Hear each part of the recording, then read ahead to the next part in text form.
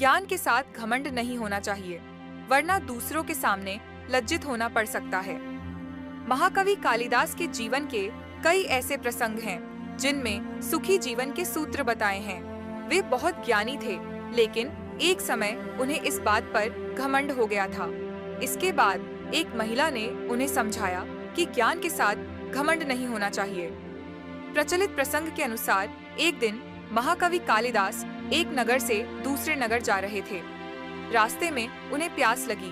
वहीं उन्हें एक कुआं दिखाई दिया। वहां गांव की एक महिला पानी भर रही थी।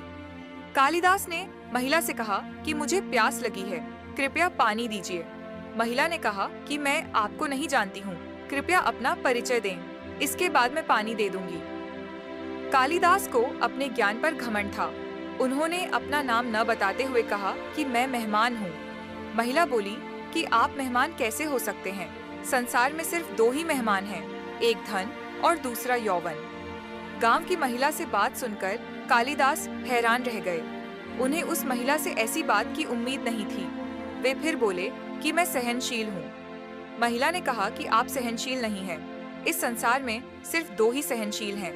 एक ये धरती जो पापी और पुण्यात्माओं का बोझ उठाती है, हमें खाने के लिए अनाज देती है। दूसरे सहनशील पेड़ हैं जो पत्थर मारने पर भी फल ही देते हैं।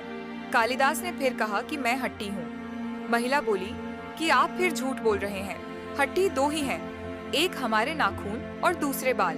इन्हें बार बार काटने पर भी फिर से बढ़ जाते हैं।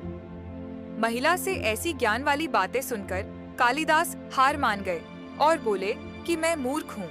इस पर महिला ने कहा कि मूर्ख भी दो ही हैं, एक राजा जो बिना योग्यता के भी सब पर राज करता है, दूसरे दरबारी जो राजा को खुश करने के लिए गलत बात पर भी झूठी प्रशंसा करते हैं। अब कालिदास महिला के चरणों में गिर पड़े और पानी की याचना करने लगे। तभी महिला ने कहा, उठो वत्स। कालिदास ने ऊपर देखा तो वहां देवी सरस्वती खड़ी थीं। देवी ने कहा कि शिक्षा से ज्ञान मिलता है, न कि घमंड। तुझे अपने ज्ञान का घमंड हो गया था, इसीलिए तेरा घमंड तोड़ने के लिए मुझे ये सब करना पड़ा। कालिदास को अपनी गलती पर पछतावा होने लगा। उन्होंने देवी से क्षमा याचना की। देवी प्रसन्न होकर अंतर्ध्यान हो गईं। इसके बाद उन्होंने कभी भी घमंड नहीं किया।